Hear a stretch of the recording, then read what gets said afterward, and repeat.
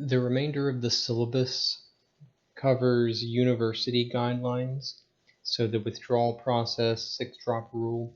If you've taken any other course at Lone Star and they've already gone through this, all of these policies are exactly the same for every class you take. I suggest you familiarize yourself with them, but this video is only going to cover things that you've probably heard in your other classes.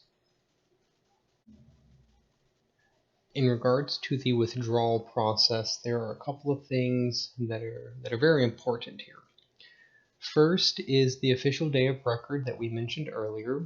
If you are enrolled in a class beyond the official day of record, that class is added to your transcript, which is your immutable and permanent academic record. If you transfer to another school or after graduating decide that you want to enroll in a continuing education, another degree beyond that, then the new schools will need to see your transcript and it'll have a list of every class that you've taken. So if you're in a class beyond the official day of record, it's added to your transcript, but if you withdraw, what grade do you get for that class and how do they calculate your GPA?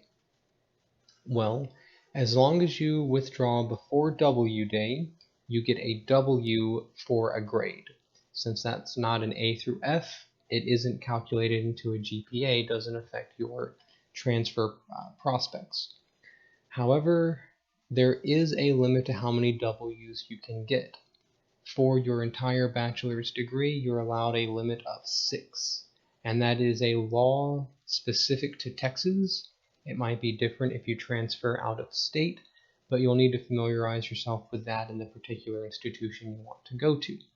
Effectively, what that means is that if you're enrolled in a fall semester, you're taking 6 classes, you have a family member die, so you withdraw from all of your classes to have some time off and grieve, then you dropped those 6 classes, that would be 6 W's.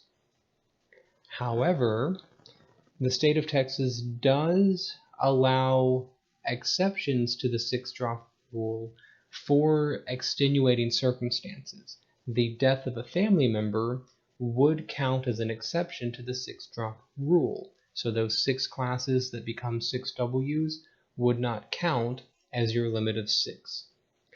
The important thing here, though, with the withdrawal process and with the 6-drop rule, is that if you decide that you cannot continue taking classes, you must tell the school that you want to drop, you must meet with people and explain why you want to drop, and they will then decide whether or not it counts as the official W as one of your 6 total. Because this is enforced by the state, if we don't hear from you as to why there's an exception, we assume there's no exception, and then we count it against your limit. At the end of the semester, you can appeal your grade. To do so, you'll have to set up a meeting with a dean and present facts and a case as to why you think your grade should be rounded or should be higher. There's also, I think it's down here a bit, an option for students who need extra time to get their grade. It's called an I form. I apologize, I don't remember where it is. Well, it's a campus policy that you should familiarize yourself with. You can find it with the Lone Star University webpage. So an I form will let you extend due dates beyond the end of a semester if you have extenuating circumstances such as you need to travel out of state to see a dying relative and it's going to just be the last 2 weeks of the semester. That's not enough that you might not need to drop it entirely because you're close enough. You just need a little extra time to turn in your final. Then you can have appeals and find I forms by going through the dean and the academic complaint process. Academic integrity is very important at Lone Star at all college universities, and there is a specific grievance policy and punitive policy that is in place, and generally what it comes down to is this.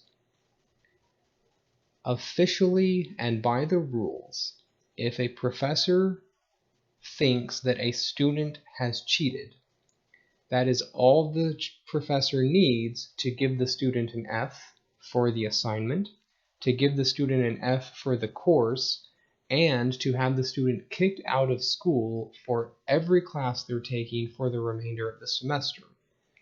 There's also the option for a dean to step in and say the student may not ever come back to the university for any degree or any class ever again.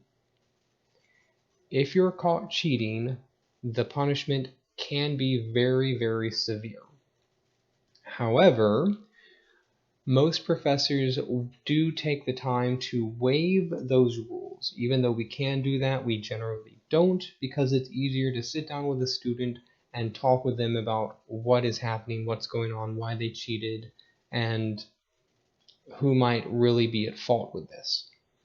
So know that plagiarism, that cheating, that paying someone to take an exam, to asking someone to sign an attendance sheet for you while you go down to a football game or something, all of that is grounds for an F for the class and for expulsion. Even only one time is all that's needed. So don't mess around with that. I also want to point out here,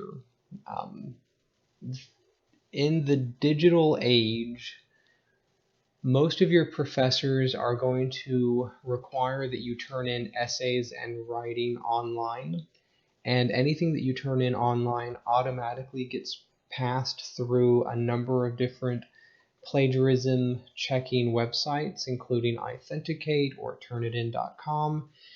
And if those websites find that your paper matches another paper that's been submitted, even if it's your paper matching a paper that you wrote the previous semester for a different class, that's grounds for complete dismissal.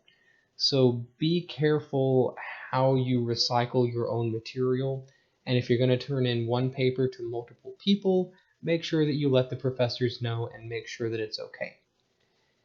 And one last thing on this,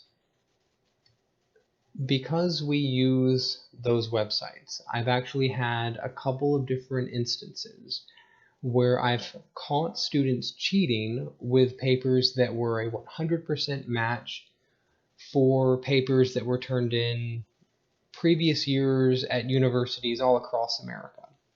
And when I talked with those students, I found out that they had actually gone online, gone through some forum or another, and found an individual who they paid $50 to write a paper for them. Well, it turns out that after the student paid the $50, that whoever it was they paid just handed them a copy of a paper, and they sold the same paper to something like 15 or 20 different students across the US, and most of them got caught for cheating, and all of them ended up failing, plus they didn't get a refund. So academic honesty is extremely important. Student behavior inspections, because we're in an online class, we don't really need to worry too much about this, except that you need to remember that the way you type and write and talk and present yourself in the discussion forums must follow the student code of conduct, which basically means don't be a jerk, don't be mean, don't make threats, and don't incite riots and violence. Other than that, you should be fine. As far as campus safety and security is concerned, Lone Star is a public college. That means we are governed by laws of the state of Texas, and some of our regulations and policies are set by the state. That means that Lone Star College is an open carry campus, that individuals who have a concealed carry handgun license are allowed to have handguns on campus. though any individual who does carry a handgun must keep it concealed, and if you can see someone with a gun, even if they have a license, they have violated the law. There are also postings around campuses that specifically state that this room or this wing or this hall or this building is an exception to the open carry policy.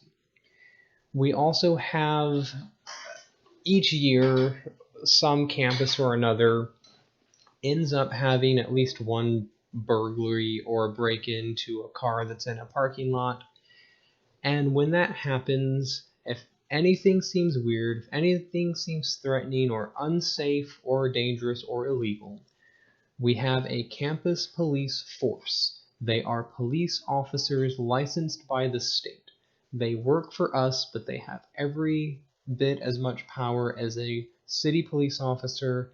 So you can call them. There are emergency lights and buttons across campus. Just pushing one of those will have a police officer inbound. If you're in a classroom, if you just knock the phone off the hook and don't say anything, a police officer will come up to investigate. We also have a number of safety drills such as active shooter, fire drills, tornado drills, those sorts of things. Professors are pretty good about letting the class know ahead of time, but sometimes we don't get the email, and so just when you're in class and we have the drill, just follow the instructions and remain calm.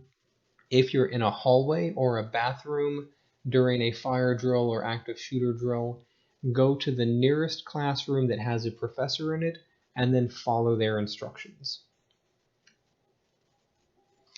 As far as your grades are concerned, most students who take this class are at least 18. If you are 18 years or older, you are an adult. I am not allowed to talk about your grade with your parents. If they call up here and want to verify that you're enrolled in a class, I'm not allowed to verify that. All I can say is call a different department, lady. Right?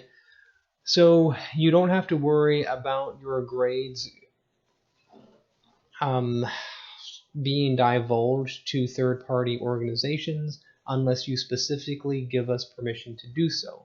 That also means that if your parents want to come up here and meet with us and talk with us about your performance in the class, we're not allowed to do that unless the student in question is present and gives us permission. And then if you need extra time on assignments or quizzes because of religious holidays, we do make exceptions for that. I just need for you to talk with me and talk with the counseling and enrollment departments and get the proper paperwork on file so that we know that we're not making an exception for a student. These sort of exceptions are, we do them often enough, and it's no trouble to actually do it. But because we're regulated by the state of Texas, one of the things that we have to do is make sure that we're not showing favoritism. So I can't simply give a student extra time because they're a good person and they're a funny student and I happen to think that they're a nice person. Because there might be some other student in the class who's gruff, who's rude, whom I don't particularly care for, and if I don't give them the extra time, now I'm not being fair. So the grade that you get for a class shouldn't reflect whether or not the professor likes you. If you need an exception for any reason at all, it has to be documented properly in order for the school to maintain its license. With that said, we have a number of different support services that you can call to get help if you need. This includes veteran services, disability services, counseling services, tutoring, and financial aid. We also have a library, and later on in the semester we will actually be utilizing a number of library services. If you want to work ahead, there are a couple of videos posted on D2L that specifically show you how to access the information. But basically what it boils down to is this: Lone Star campuses are all part of the Lone Star University system. If you're a student at one campus, then you can access any facility on any campus because you've already paid for that with your tuition. Our libraries are also public libraries, so if you want to bring a sibling or a family member or a friend to a library, you can do that. They are open to anyone. We also have library cards at the libraries that anyone in the public can sign up for. You don't have to be a student to check out books. You just have to have the library card. And with that, yeah, I just mentioned the Veterans Affairs, and the Empowerment Center is volunteers, anyone who needs help with difficulties in their home life, with finances, with food, with spousal abuse, with neglect. We don't want students flunking out of school just because they might not have enough money to pay rent. That doesn't mean you don't deserve a degree. So we have facilities and call centers, we have charity events, and we have food pantries that are available for students to use should they need it. At this point, if you have any questions regarding the syllabus, feel free to give me an email.